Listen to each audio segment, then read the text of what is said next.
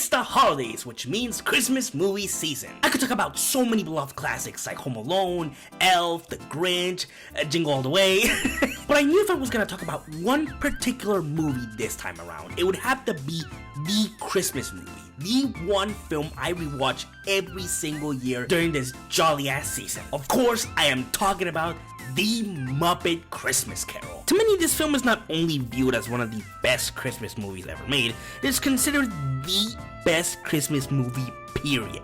And for good reason. It's charming, it's funny, but it's also surprisingly really emotional, especially for a movie where most of the characters are puppets made out of foam. I'm surprised I haven't talked about this film on here, considering it's one of my favorite films of all time. Well, I'm correcting that today. So grab some snacks and a drink, because I'm going to be talking about why the Muppet Christmas Carol is peak fiction. Oh, jelly bean? I had them in my pocket all along. What?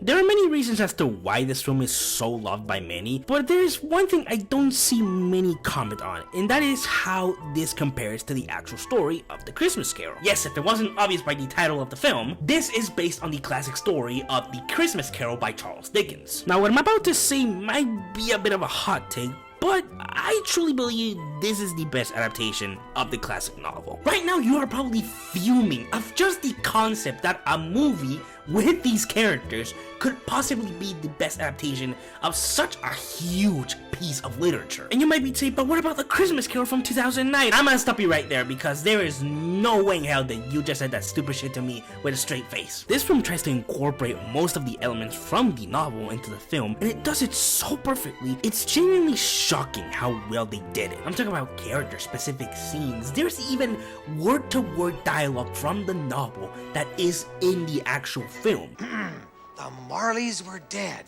to begin with. Dead as a doornail. It's a good beginning. It's creepy and kind of woohoo, spooky. Oh, thank you, Rizzo. You're welcome, Mr. Dickens. And it's all well incorporated and it all feels natural, unlike in other adaptations where it can feel a little bit forced or it doesn't feel as natural, specifically with certain characters. They do all of these things so goddamn well. Again, I might be in the minority in this, but I truly believe this film is the best adaptation of the original source material. Oh, look, it's Ebenezer Scrooge, looking older and more wicked than ever. I knew he wouldn't disappoint us.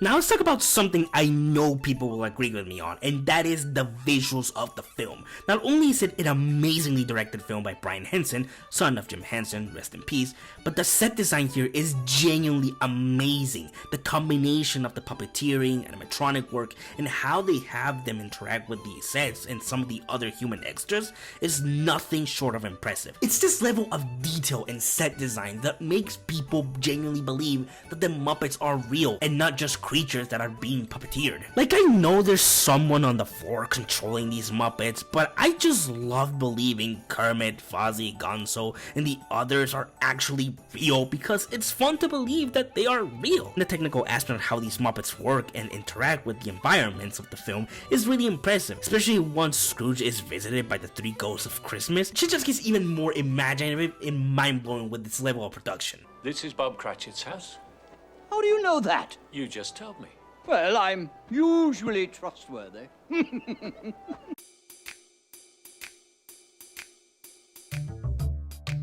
Now we can talk about for hours about how each individual character in this film is incredible in their own right, but the video would last 10 hours, so I'll try to condense it to the best of my abilities. First, we gotta start with our main man, Ebenezer Scrooge. Played by Michael Caine. Of course, like all Christmas Carol adaptations, we gotta start with a mean/asshole Scrooge, who from the first frame that we meet this man, you can see this motherfucker is a nasty son of a bitch. If I could work my will, every idiot who goes about with Merry Christmas on his lips would be cooked with his own turkey and buried with a stake of holly through his heart. What makes his arrogance and cruelty work so well in this version is his interaction with the Muppets, because for the most part the Muppets are cute, they're fluffy, you just can't help but love them. So when you see this angry old man being mean and pretty much abusing these poor Muppets, you get to grow a deep hatred of this character. What do you want? Penny for this song, Governor?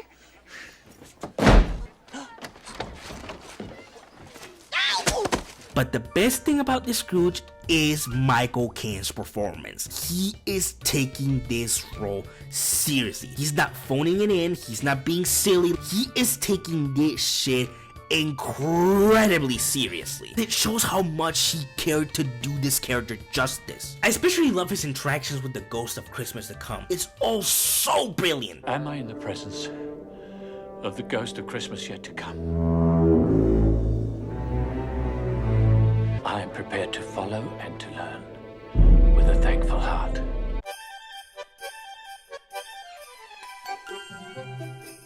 But of course, the film also has a lot of Muppets as the main cast of characters that are just as incredible. First of all, Gonzo playing the role of Charles Dickens himself, the writer of the novel, as the narrator of the film is both so good and hilarious at the same time. Perhaps it was the spirit's own generous nature and his sympathy for all poor men that led them straight to the home of Scrooge's faithful clerk.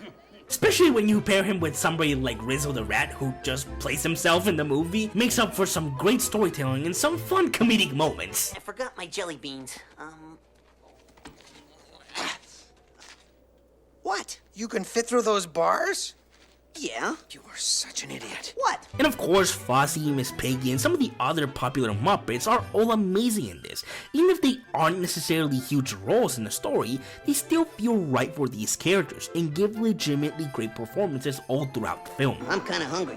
In this hurdy burski. We also have Kermit the Frog playing the role of Bob Cratchit, and I'll just say this right now, all the Muppet performances here are just as amazing, because just like Michael Caine with Scrooge, they take their part seriously when they need to. Of course, the Muppets will always be fun and silly characters, but believe me when I say this, the Muppets can get just as emotional and serious as the main human character, and the best example of that is with Kermit as Bob. I have never seen a puppet show so much emotion in my entire life. When that frog starts getting all sad and emotional, my heart just shatters into a billion pieces, because I just can't take seeing Kermit the Frog sad. And when he's happy and singing and having a good time, especially with Tiny Tim, I just have the biggest, dumbest smile on my face. It's all just so beautiful. Life is made up of meetings and partings. That is the way of it. I am sure we shall never forget Tiny Tim, or this first parting that there was among us. Talking about Tiny Tim, this is also one of my favorite performances in the entire film. Now, what I'm about to say may sound a little bit extreme, you can call me cold-hearted all you want, but I don't care. I never cared about Tiny Tim's death. Now, hear me out, because you might be thinking I'm some sort of psychopath. Just let me explain, okay? What I mean by this is that his death just never impacted me in any other adaptation of the story. Obviously, it's sad to see a small child die, but I don't know, it just never hit me like it's meant to hit me. But when I see that empty chair with that small cane and that hat, I just can't help but fucking lose it, man. I just start becoming a fountain of tears. And I think it has to do with the fact that Tiny Tim is a little Muppet frog, and I believe his childlike optimism more than a real child.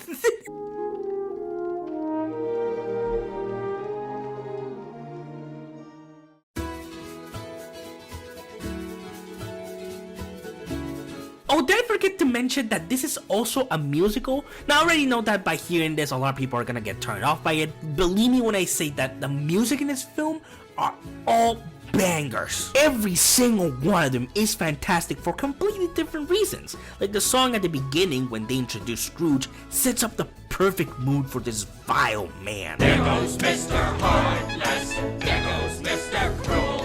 Every day, in every way, Scrooge is getting worse. There's also the song Kermit sings about there being one night left till Christmas. It's uplifting yet very sweet. After all, there's only one more sleep till Christmas Day. And I just can't help but get all emotional and jolly and just ready in general for this season every time I hear this song. All the songs in the film are phenomenal, But there's one that can kinda get a little bit forgotten. It has to do with the fact that it's not in the theatrical cut of the film. It is in the extended version, which really is the only extra thing is that song. Of course, I'm talking about When Love Is Gone. There are quite a few reasons why the song was cut, with the most popular being that the song was considered too sad for a kids movie, which the more you think about it is really stupid. But also, when you watch the version without the song, the scene feels disjointed and confusing. I love you, Bill. You did once.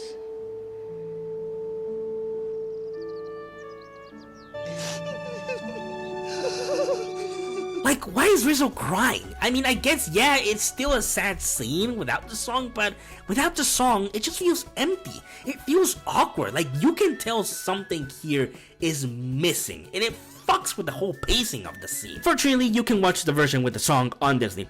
And yeah, it's a sad song, but that's the point. We are watching the point in which Scrooge becomes the man that we know him for. So cutting such an important song just feels like some of the stupidest decision done by a head of a big studio. It's like a fairy tale, you and I. Yes, I'm dreams.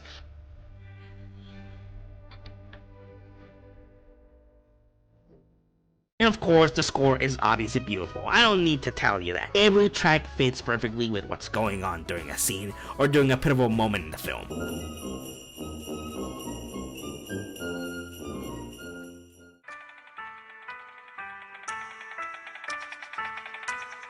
Now, I know I slightly covered this already, but I want to give it a little bit more attention because, in my personal opinion, the most important part of the film is Scrooge's development throughout the story. This is the most important part of the whole film, because if it's not believable, then the whole thing just falls apart. It's easy to make Scrooge an evil, rich old man. What takes skill is to redeem him by the end, which is my biggest issue with every other adaptation of the story. They are very good at setting him up as a horrible human being, but actually making his redemption believable, that's where everyone else fucks up. Because the redemption of the character doesn't come across naturally nor believable by the end. So again, it's very odd for me to say that the best movie to ever do this character's development so perfectly is again a movie with fucking Muppets. His development in becoming a much better person actually feels natural, and when he has a change of heart, you believe it. When he meets the ghost of Christmas past and gets to relive some of his old memories around the holiday, you actually feel how these events get to him and showcase how these moments are what shaped Scrooge into the man that he is. When he's visited by the ghost of Christmas present, he gets to see how others celebrate Christmas, and this actually helps Scrooge to lighten his mood. He also gets to see how the few people closest to him are spending the holidays, especially Bob Cratchit, who doesn't even get paid well, yet he still appreciates what he has and that he can share it with his family. And when he's visited by the ghost of Christmas yet to come, he's sad by how things may turn out if he doesn't change his ways. Him seeing Tiny Tim no longer around and how that affects Bob and his family, or when he's taken to see his own grave, letting him know what could happen to him if he doesn't boldly change his heart. Him waking up being a new man, spreading joy and celebrating Christmas with everyone in town. It's all so fucking perfectly done in this version. I'm just completely shocked that it's the version with fucking Kermit the Frog in it. God bless us. God bless us, everyone.